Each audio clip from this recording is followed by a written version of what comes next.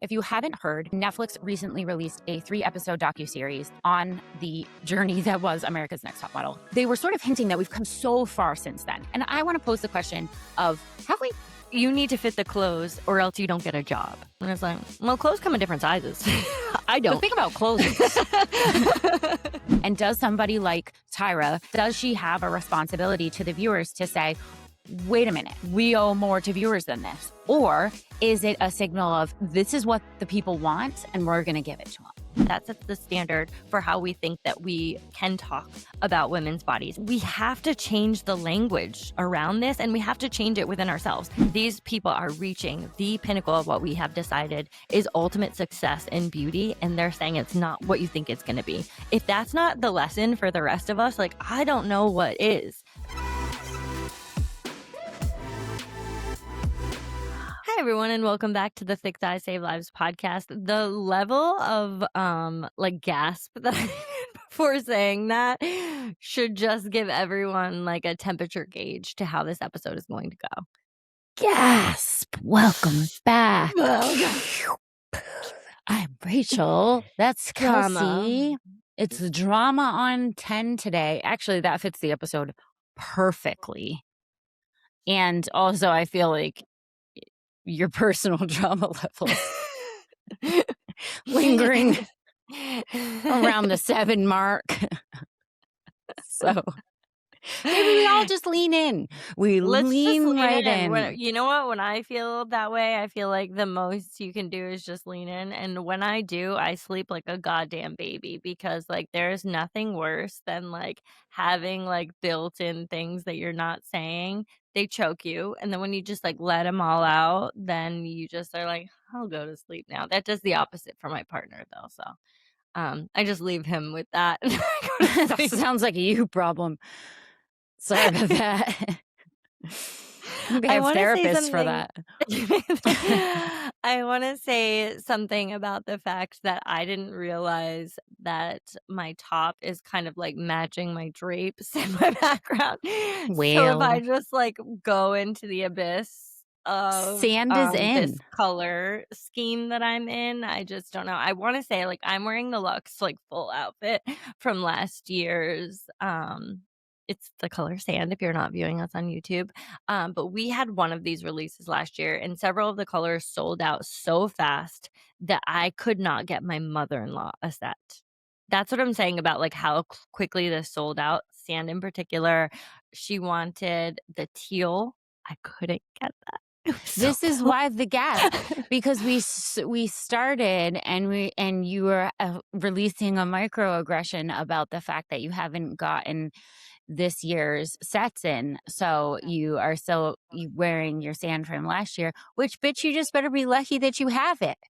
Okay, no, but really, and because I have nobody all 3 could get colors it from last year, and like two out of the 3 like people couldn't get. Like we had a wait list that was so long. So anyway, I do want to give our insiders some information for just like that you're viewing today's podcast. This podcast comes out early ass in the morning, and we have a surprise drop today, and we're not supposed to tell you what it is, but like, and I'm not going to tell you what it is, but it's something to do with something we just said that you couldn't get. And if you want to like think about the information that's been given to you, you do that, girl. You'll consider that. I will just say that if you're going into spring without this set, it is a damn shame, because so stupid. Comfort on 10. So aggressive. I should be on America's Top Model as a judge. Oh my God. You're Janice You don't have this. You're right stupid. Now. You're stupid. You're an idiot. Get off my stage. Get off my stage. Comfort on 10. Matchy I love because you're put together, but like you made no effort whatsoever. And I live for that. A comfy short. I honestly live for that, because here's the thing, and many people just want to like, here's the use, here's the functionality behind the outfit that I'm wearing today. I get up, I put it on, I have no need to like figure out what is the top and bottom situation. It's a set. I'm done. It's a set. I bring it to the gym after I work out. I like to take my shorts off. I get all sweaty. really sharing it out. So I take my shorts and my sports bra off because I don't wanna sit in my sweat on the way home. I bring it with me, but I Mm, also am someone who is, like, constantly chasing a little human that's on an unsteady move right now on his feet, and I don't know how people are doing that in jeans or, like, structured pants or, like, shirts because, like, you're carrying everything's going all over the place. I love this loose top. It's mm. so soft, and I've had this for over a year, I wanna tell you guys because, like, this was last year's drop, That's last year's set. and the amount of, like, grease and, like, greasy hands, anyone who's had a toddler understands this. Well, They're you've constant washed it hand too a million times and it doesn't Yes, pill. So it's just like the fabric Lux. is super premium. That's why we call it luxe, but I don't know Yeah, that it's coming out today or ever, or we're not supposed to say, and so yeah. we're not saying. We didn't say. We're just talking about a really nice set that you're wearing today, happen to be wearing, and, that's all. That's all I'll say about that, and if you don't get it, don't expect to Jesus, take the wheel. because you know what? It was gone in 2 seconds last year, so that's all I'll say. I'll 2 say no seconds. more. I say no more. Now get off my stage. Honestly, I do wanna say that we have a very, like, relevant culturally relevant topic to discuss with you guys today, and many of you guys have watched this documentary, and we covered The Biggest Loser documentary, so this is definitely culturally relevant, but as much as I'm going to say about this documentary, I do wanna say, if, like, modern day, they were casting for this, I do feel like, Rachel, like, you should just throw your hat in the ring. Ah! For the judging panel?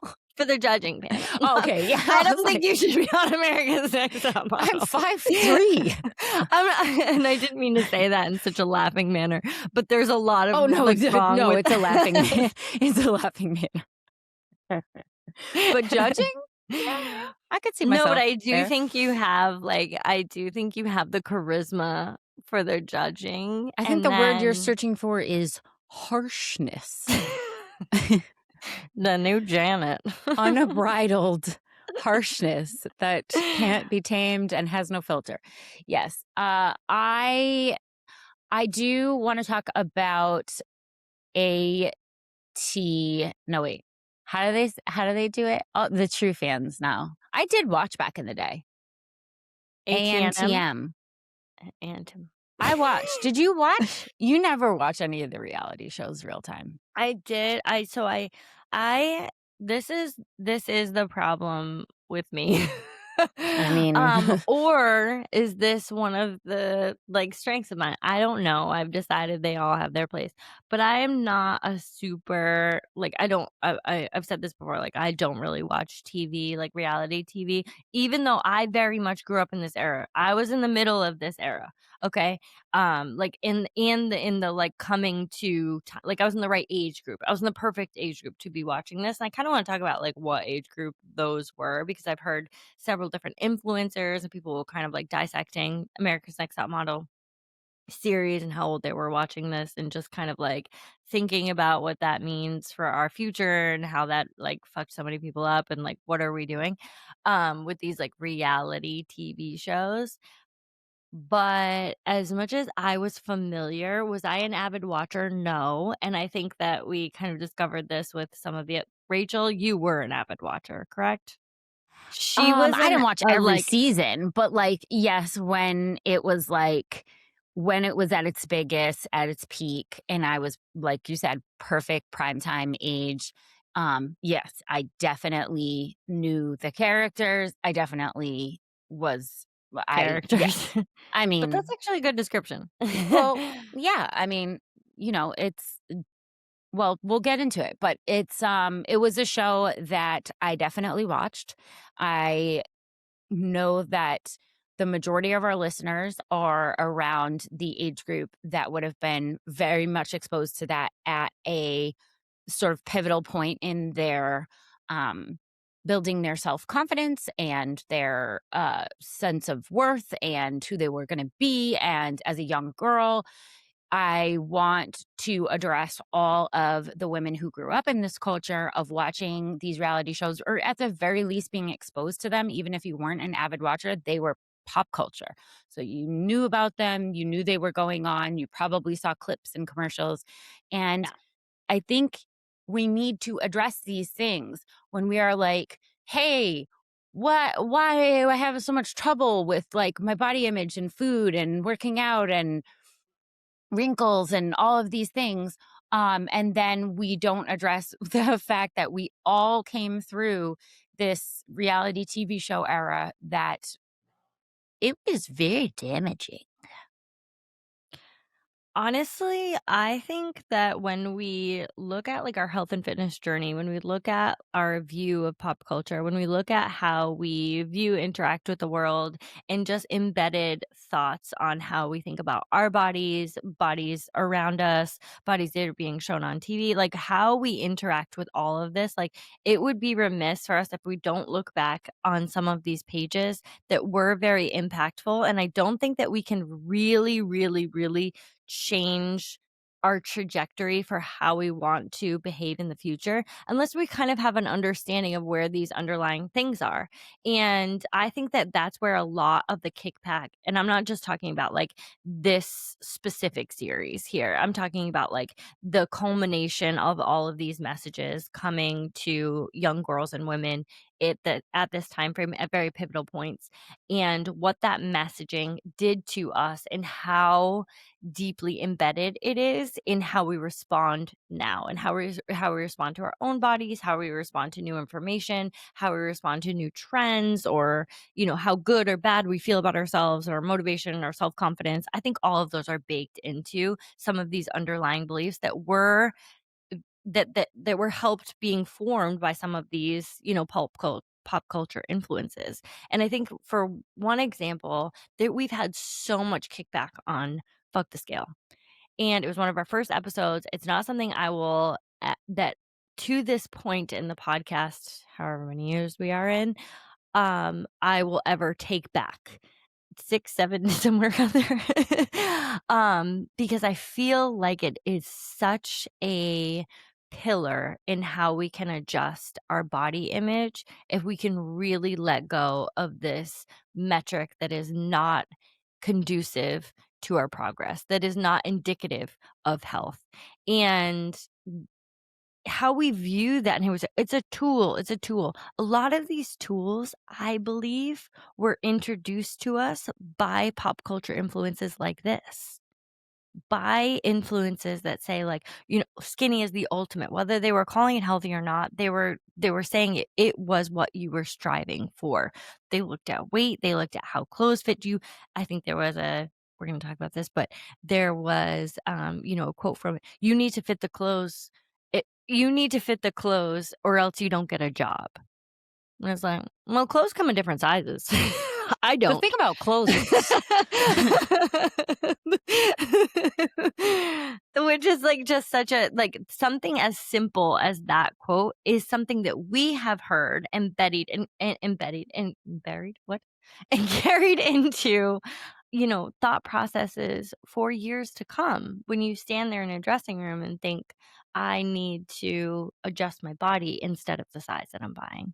it's really true. It's really, what's the point of addressing like, this behavior without getting to the origins of like maybe why it's there in the first place? And not like that we need to get stuck there, but like we need to address it. We need to say like I wasn't just born thinking I need to be a size 2 in order to be successful. That happened over social conditioning, and some of these contributing factors like America's Next Top Model, the things we were watching on TV, the magazines we were reading, Team Beat, the musicians we were listening to, all of the pop culture, especially for girls, it needs to be factored in there. So if you haven't heard, Netflix recently released a 3-episode docuseries on the journey that was America's Next Top Model. That was a very long running show. It featured Tyra Banks, who is the show's creator and executive producer, and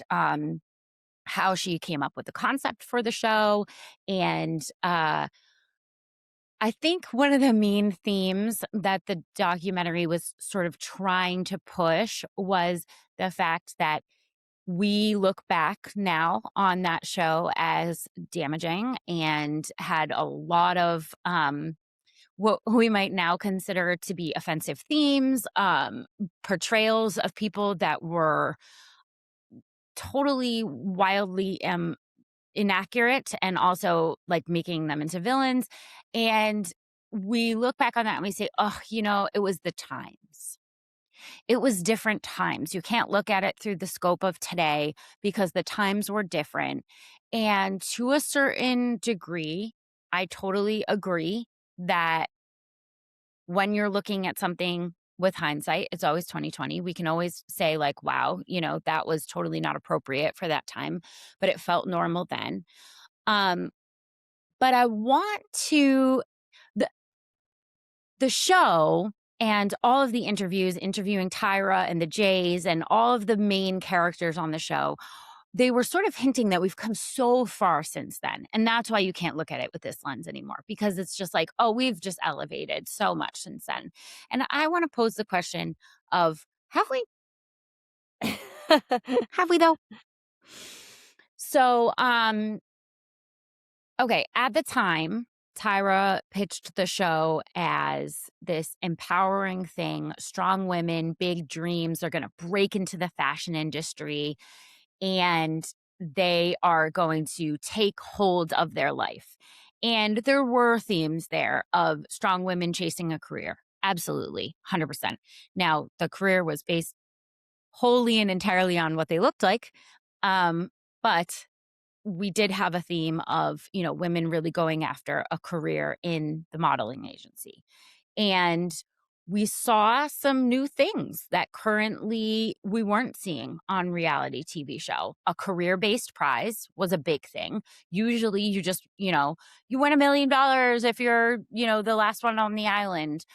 This was giving women an opportunity to break into an industry that was very traditionally very difficult to break into and start a career for themselves. So that was a different prize than we had seen on previous reality shows. Um, we also saw really different themes in ethnicity of models. Prior to this, we have to remember the 90s was white waifs, bl- light hair, light eyes, light skin, 105 pounds, and that's soaking wet. That was Heroin Chic was very white, and America's Next Top Model introduced people of color, different ethnicities that we had previously not seen featured in the modeling world. We even had there was a girl. Do you remember the girl with she had a skin condition? I think it's called vitiligo. You know what I'm talking about? Yep. Like introducing people of all different kinds of looks and promoting that there are different kinds of beauty that weren't just the white waif one heroin chic that we had saw from the 90s. And we did get to see some representation on TV that we hadn't previously seen in the way of plus size models. That was very limited. Let's be very And clear. yeah, yeah, mhm, and the Super the plus size, The plus size was a 6, bracket okay? was So, a literal, like, very small body. it we're air bunnies on the plus size. For However, sure. from the previous models of the 90s, we felt the show felt as if it was making some traction in a different direction. There was a transgender model first seen on TV, and we had tons of representation for the queer community. We had Mr. J, Miss J. We had personalities being seen on TV that previously would not have been shown. So, if you're not familiar, Miss J is a very tall 6'7" black man who is a runway coach, shows you how to walk, has the most beautiful legs out of any human being I've ever seen in my life. And think prior to that, we had not seen men or gay men Openly or gay men, openly gay men. with large personalities showcasing they're being openly gay, and that was definitely a pivotal highlight for the show, is just having some representation there and being able to kind of like, and I know there's like characters, but honestly just like highlighting and giving, and is they were in like positions of power as coaches and as judges, which was definitely a power dynamic shift that we had not seen prior to that. So I definitely think there's some merit to the highlight for some of those. Hey, you. Thanks for getting in touch with the Thick Thighs Save Lives podcast. We love your questions and adore hearing from you. Leave us a hello, A burning question, feedback. or anything else you want to share with us on the podcast. We will play your message live on air if we can. Thanks for being an amazing friend. Stay safe and moving. And Tyra herself was a breakthrough in the modeling industry.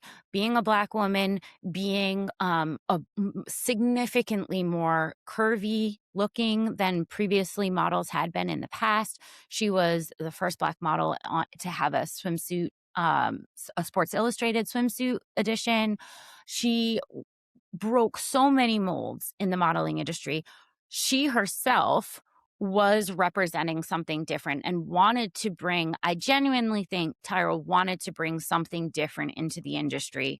And those were some of the merits that, looking back, we can say, some of our first introduction to, gay men on screen might have been America's Next Top Model. And some of our first introduction to, transgender models or models that didn't look traditionally like we thought they should look, Asian models, Black models, models of color, like these are merits of the show that I feel grateful were breaking the mold of, previous generations. But that was all conditional, to be fair, because it's still an industry that was based solely on your looks. And we all watched every week to see if the women were pretty enough and skinny enough to move on to the next round. And there's no moving past that, even with all the merits of the show, is we were tuning in to see if their looks were going to be good enough to employ. To employ. I think there is, when we talk about something like this, it's really difficult to just put it in one category and run full steam with that, because there is definitely some different nuances that were brought into the messaging, and there were some there's some good things that we pulled from it and some horrible things that we pulled from it, and just being able to look at it honestly.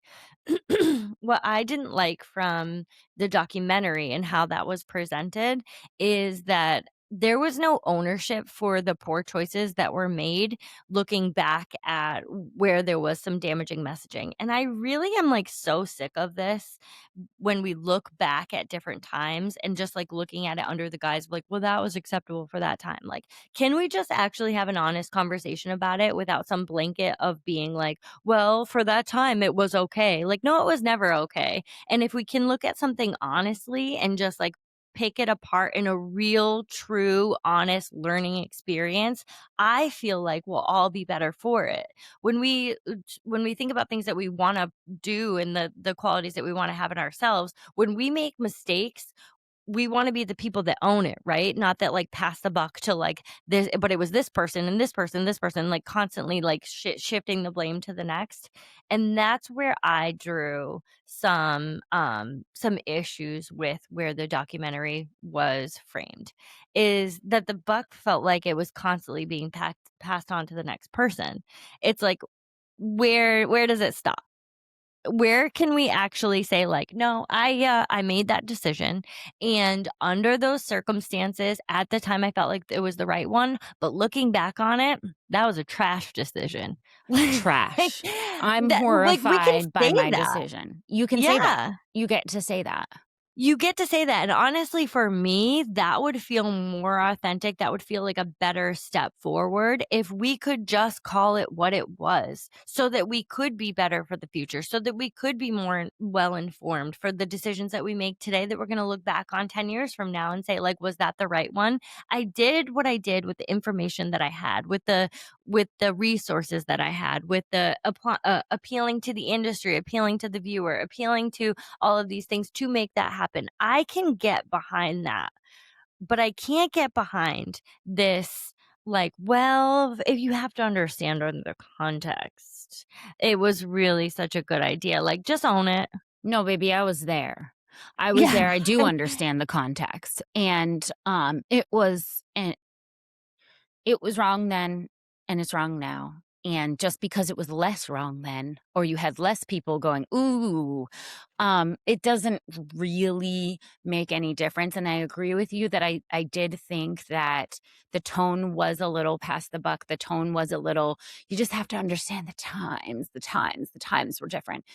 That, as true as that is, it doesn't excuse, for me, the fact that standing a young woman in front of a judging panel and saying your gut is too big in this picture and we had to edit all of your shots because your gut's hanging out in all of them. That was never okay. That wasn't okay at the dawn of time, and it's not going to be okay ever. So but And, like, just not being quite mortified enough by the level of body shaming is is something that, like, I'm like, "What are we doing here?" If you ever showed me a clip of myself being like, "And her, ass is too wide," and blah, blah, blah, I would be like, "There is no time excuse for that language that I use there. That is just like, hey, wow, my bad." Like, I don't even know what was going through my mind because I don't feel like there is, like, any cultural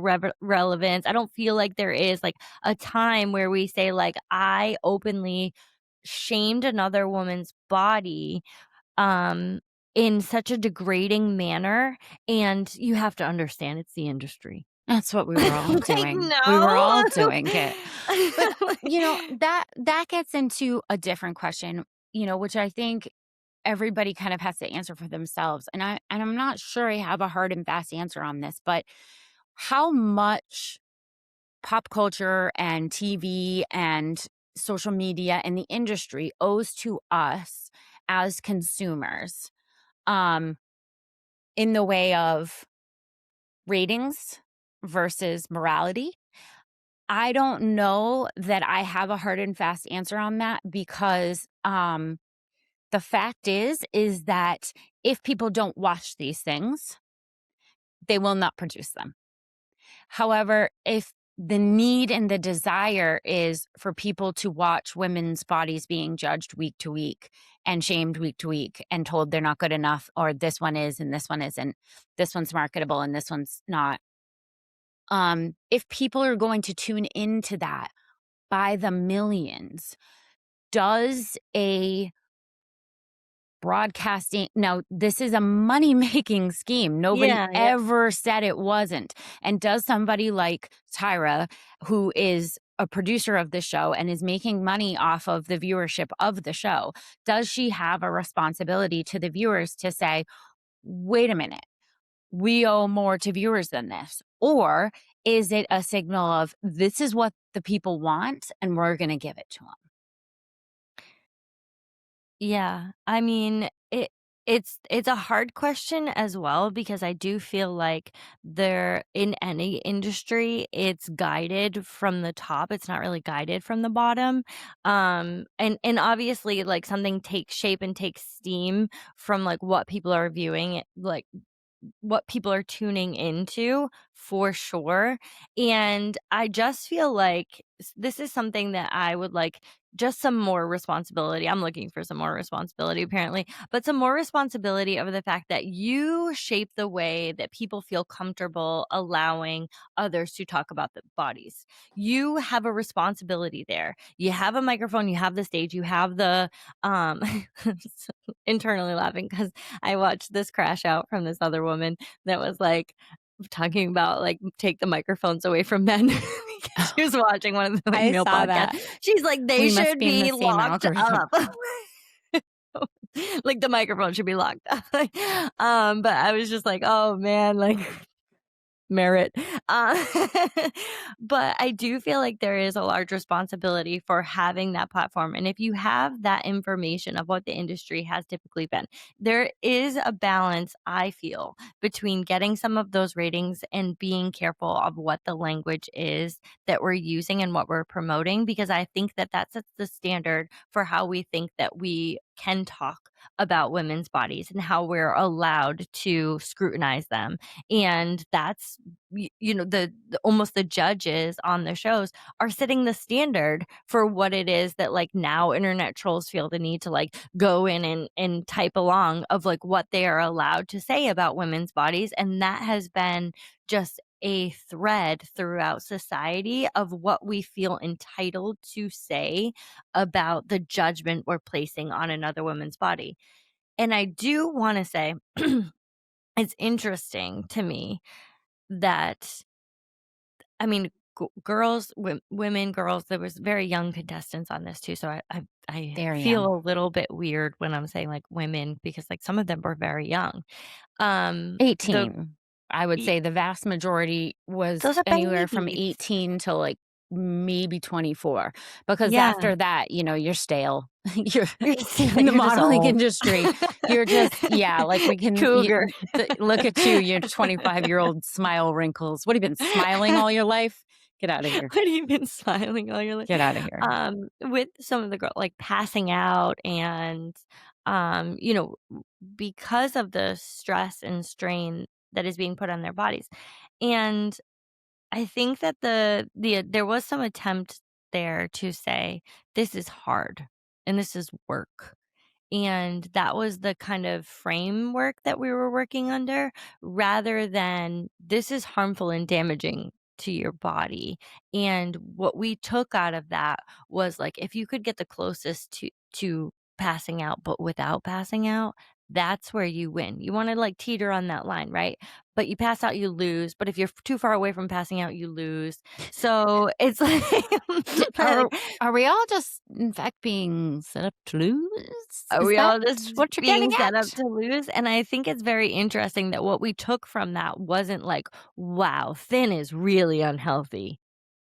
Like, we didn't take that from No, it, you know what I mean? no. But that was actual, like, some of the reality, and I wish that was just highlighted a bit more because I think that would have shaped some of the language that we talk about when we just talk about, like, wanting to be thin at any cost is, like, that's really unhealthy, and talk about it reality of what it is. Like, people are literally passing out. Young girls are just passing out because, like, they don't have enough sustenance to walk, to literally walk It's down a runway, it's just it's the heartening. walking. I It's mean, like my 4-year-old, she can't walk down the street. I'm like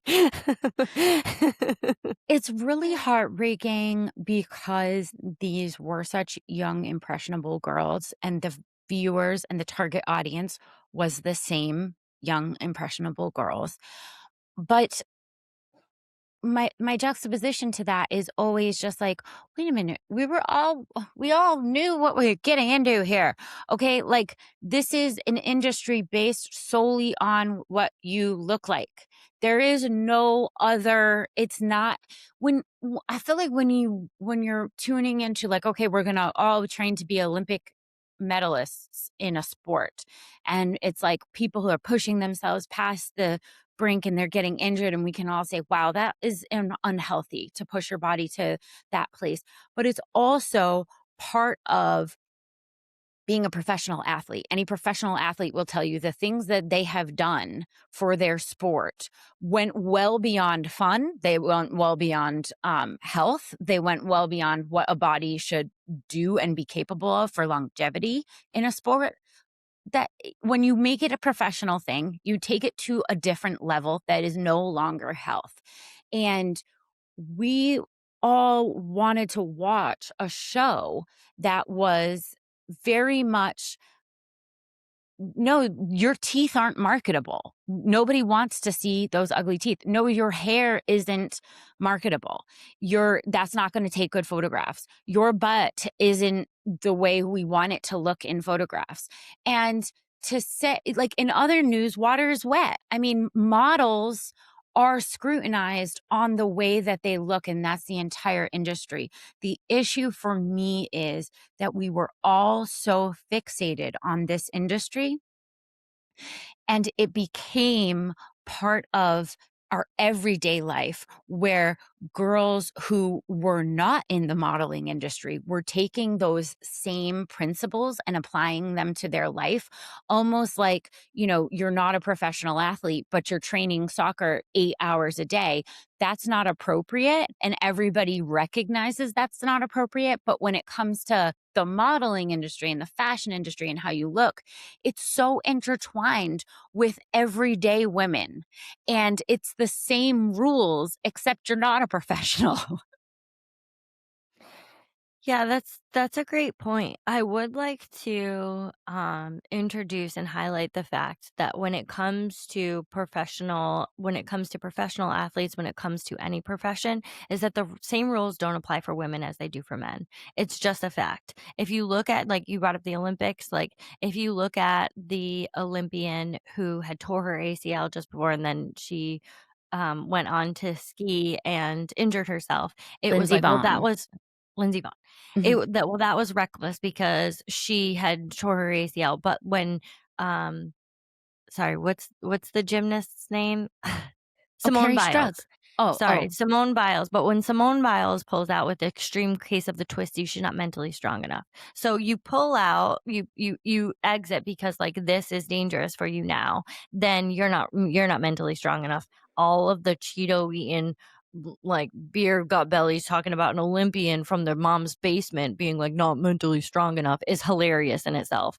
But it's the fact that we feel for female athletes, for female entrepreneurs, for female models, for whatever place that you are trying to thrive in, is that there is a double standard for that's women true. that is scrutinized to a point of, like, there is no actual winning for you. You pull out because you are not able to compete at the highest level because it's going to be dangerous.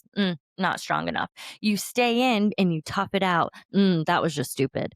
Like, I'm sorry. So if I'm injured and I stay in, then that was just like that wasn't for anyone else. That was just silly, and that was my own selfish ambitions, right? But if I pull out and say, like, there's got to be someone else behind me who doesn't have the twisties that will be able to perform better, then she's not strong enough. It's like there's a double standard for women that does not exist for men, because you can't find me those same headlines that talk about men in the same way. It will be like, well, if they pushed through injury and got more injured, like, what a hero.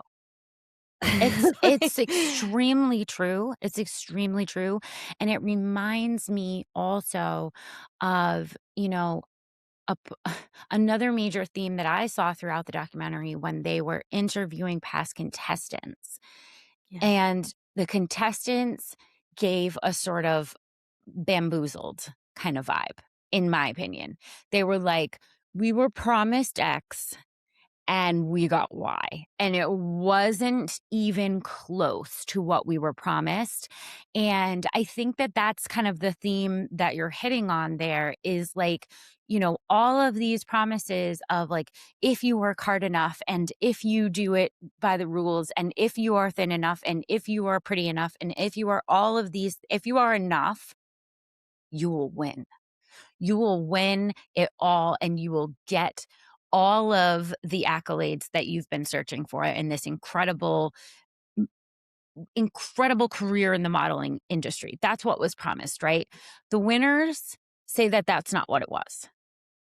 They are very open with the fact that America's Next Top Model did not catapult them into the modeling agency the way they thought it was. Many of them said that it was actually a blacklist because the show's popularity made it so that they were sort of recognizable. And a lot of designers want their models to be like, faceless. Well, It's baby. all about the clothes, right? Mhm. Yeah. So like a lot of designers do not want anyone quote unquote famous competing with the focus that's supposed to be on the product, which is the clothes or the marketing or whatever.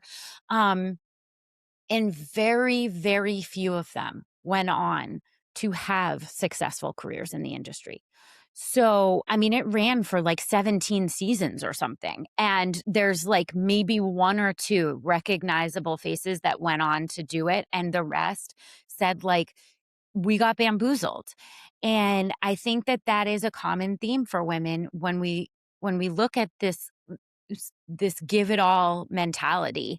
Do anything, do what the judges say, be marketable, be pleasing, be beautiful, be thin, be hardworking, almost pass out, but don't quite pass out. And all of these. And at the end, what is waiting for you isn't what was promised. But don't you feel like that's health and fitness right there? Like, that is the dream that's sold to you about, like, the goal weight or, what is the pinnacle. These people are reaching the pinnacle of what we have decided is ultimate success in beauty, and they're saying it's not what you think it's gonna be. If that's not the lesson for the rest of us, like, I don't know what is. Like, when are we going to get it through our heads that, like, you could reach the top of all of these, you could sacrifice everything it is to get there. You could sacrifice, and this is just for every person listening, you could sacrifice every one of your sweet treats, every one of your nights out, every one of your glass of wine at the end of the night, every food that you love. Wake up at 5 a.m. and get to the gym and feel like this is what it's ultimately going to be because my goal weight is this. And once you get there, it's not going to be what you thought it was unless it comes from something internal. And we've talked about this with motivation in the past, and we've talked about this in so many different themes. But this is why I feel like this whole like idea and messaging is so relevant to us just on a daily basis because like this is the ultimate like success where we're gauging it we're for beauty and body and this is the you beat all of these other girls. You were the prettiest and you were the skinniest and you were the most marketable and you were the blah blah blah blah blah and it still wasn't what you thought it was going to be. Damn. Interesting. It's almost like it Damn. doesn't exist. It's almost like it didn't ever matter. And, even in an industry like that, where, like, it's the only thing that matters, um, these they were the youngest they ever were, the prettiest they ever were, the thinnest they ever were, the most photogenic out of hundreds of thousands of people in the world, and that wasn't enough. Um Ding, ding, ding. That's like light bulbs going off in my head. We're going to take a quick break to get you a whole bunch of friends. Do you like Friends? We have about 80,000 amazing women friends, more than that, in one space that can't wait to cheer you on in your fitness journey. Whether it's lifting you up, getting you motivated to get to the gym, complimenting your outfit, we have gathered 80,000 of the best women on the planet and put them all in one place for your friendship pleasure. Honestly, I would just like pull out some of the amazing quotes from the group because, like, you would think groups like this, you're like, I don't know. And I'm telling you, once you enter in the door, the virtual door, because you can do this anywhere, that you will find the most supportive community you have ever known. And it's called Stronger Together by CVG. You can find us on a Facebook group. It's a closed group, women only, and you got to get in there. Get in there. It's so inspiring. Join us today. So and I want to, I want to hit on a little bit of the fact that I think, many of us are like, phew, America's Next Top Model is not anymore. We're all right. We've come far. We're not doing that shit anymore. And we don't have our daughters aren't going to have the same exposure to this crazy stuff that we are. But I do want to make sure that we aren't too complacent in the fact that America's Next Top Model was a quote unquote reality show. Yeah. And, we would never do these things now. And through today's lens, Right. that would be totally ridiculous, right?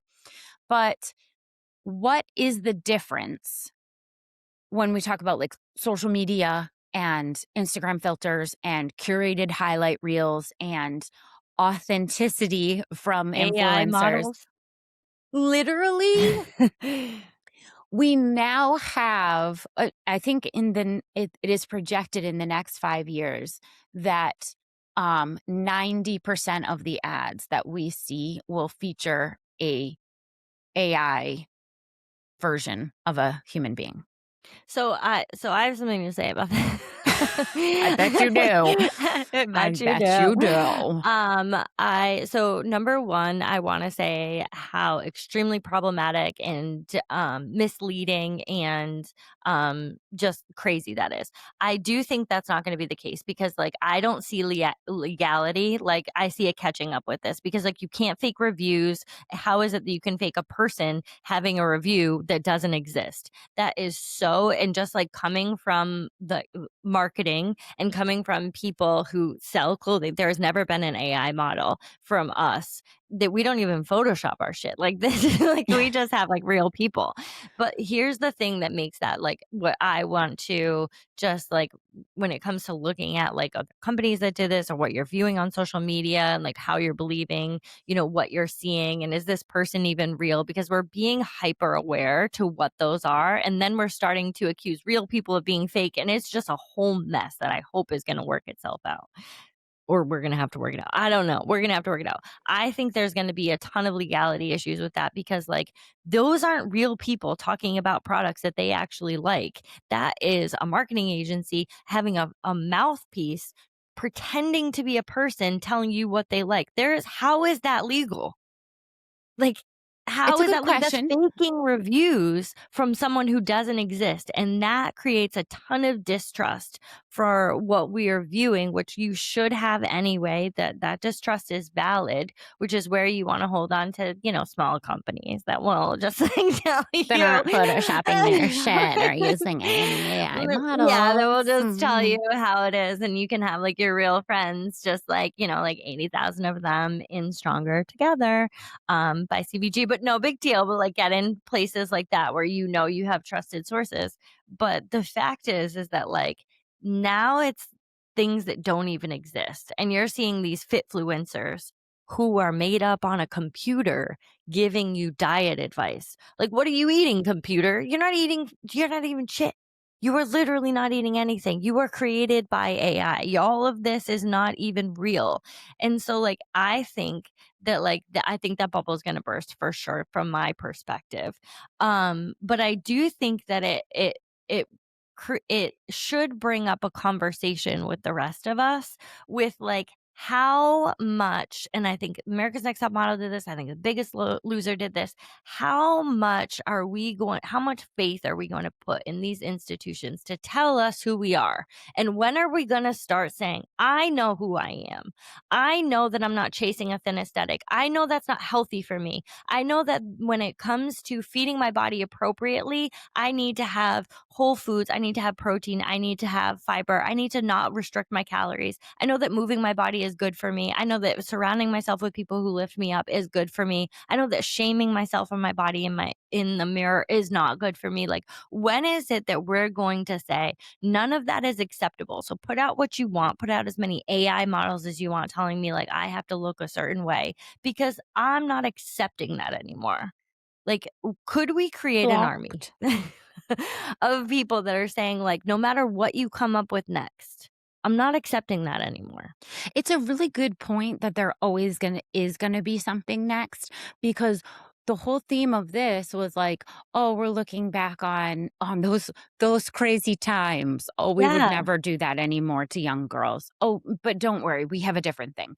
What are we And gonna look back on for AI models? but that's what I'm saying is like Like, in this amount of time, we will then look back and we will say, "Oh, wow, the trauma of the new generation is that they grew up with AI models everywhere and promoting body image and facial structures and skin composition and all these things that that were literally created with prompts.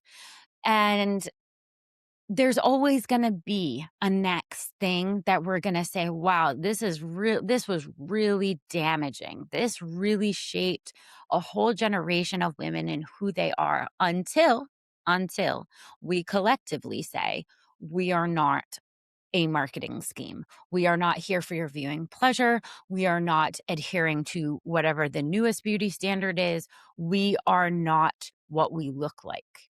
We were never going to be valued that way, and we will never be valued that way." And that's really the only way to break the cycle, because until then, we're just going to keep looking back 20 years prior and going, "Oh, oh, It sheesh, wasn't that look at how crazy. silly we were." Wasn't it crazy? We were all on water pills. That was crazy times. But you Oh, have to isn't that understand crazy time? it Oh, was you the gotta moment, right? Like understand I can't like everyone was doing it. that's what I mean, like, all of us can look back at these moments and say, like, "I participated in this." I was someone who was very much a participant in diet culture, even if, like, I wasn't, like, watching all of these shows necessarily, I got the vibe. I knew thin was the way that was the most ideal body, and Oh, when yeah. you're developing brain as a young girl, you wanna be the most ideal. You're like, "Well, that's the ideal, like, I'm just gonna go do that." Like, what are we doing now? We're taking water pills, like, what are we doing now? We're cutting all of our calories. What are we doing now? Skinny is in. Like, when are we going to say like enough is enough? We are not going to mold people and young girls and all of this into just this small box of aesthetic of like what we've decided is in right now. Like what's in is who you are and what you bring to the table, what you bring to the room, and what you bring to yourself and the lives around you. Like how you impact a room with what you bring and not what you look like. Like we have to change the language around this and we have to change it within ourselves. And so like I'm looking at like yeah, we need this like big cultural shift, but none of those shifts actually happen until it happens within you. It's a Until one by you one. decide it's a one by one Mhm. until you decide like I'm not adhering to whatever the new beauty standard is. I'm not adhering to whatever the new body standard is because I know that this beautiful body carries me through this life and for it to continue to do that, for me to be able to keep up with my kids, keep up with my grandkids, go to the places that I want to go, live the life that I want to live, I need to take care of this one body that I have. And I only have so much time in the day. So, what are the things that I'm going to focus on? And is it going to be just agonizing over my body not looking how I want it to look? It's a question that everybody needs to ask themselves, and it's certainly a movement that on its surface feels extremely impossible and very large, and this massive cultural shift that would need to happen. But realistically, it can happen every single day on a micro level, one by one. And as we said, we have a lot to fight against, but the single most influential person in a young girl's life is typically their mother or their female like figure that is the closest to them. So we can actually make a difference on Aunts, a micro grandmas, level. talking to you. Girls, and honestly, in our allies as well, in the men that are in our lives. I know For that you and sure. I are both working really hard on this, but we need to have an entire micro shift among all of the people around us that are saying, this is not how we're talking about women. We are not leading with their appearance. We are not talking about their bodies. We are not talking about any person's bodies, not just women. We don't talk about other people's bodies. It's not something We that is don't that's done. not where we place value, that's not where we place morality, that's not where we place any of these things, and I think that's a really good point that I just wanna highlight because, like, some of you guys are thinking, "Well, it's me," and, or if I don't have girls, it is equally as important. I just wanna make sure that, like, that comes from me too, is, like, it's equally as important for the boys in the next generation to understand, like, "Hey, do we decide how much respect we give a woman based on their physical appearance or the clothes that they chose to wear, or does that have any relevance to how you treat them? The answer is no, in case we were just wondering.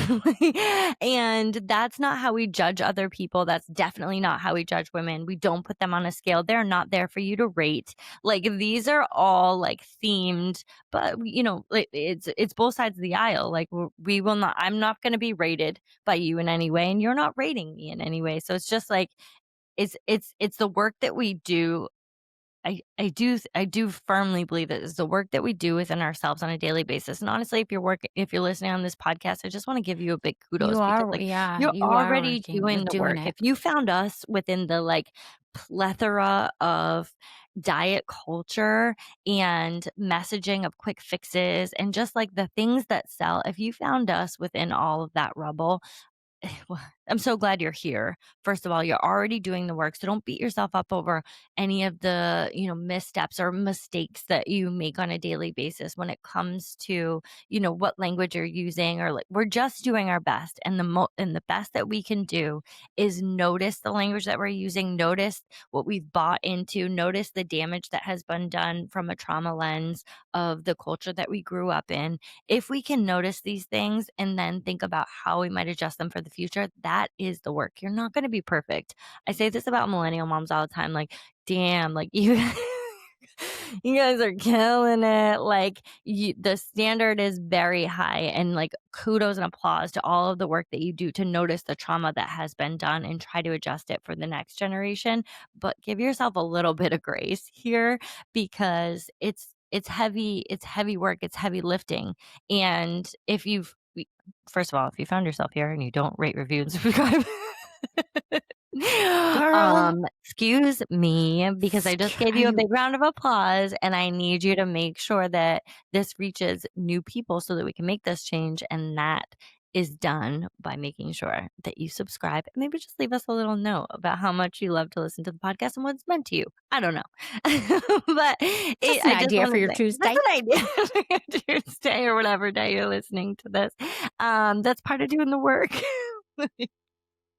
Would you like to But lift another woman up today? would you like Please to rate, lift review, another and one? subscribe to this podcast. Two women right here working their damn hardest on this and creating content for you guys.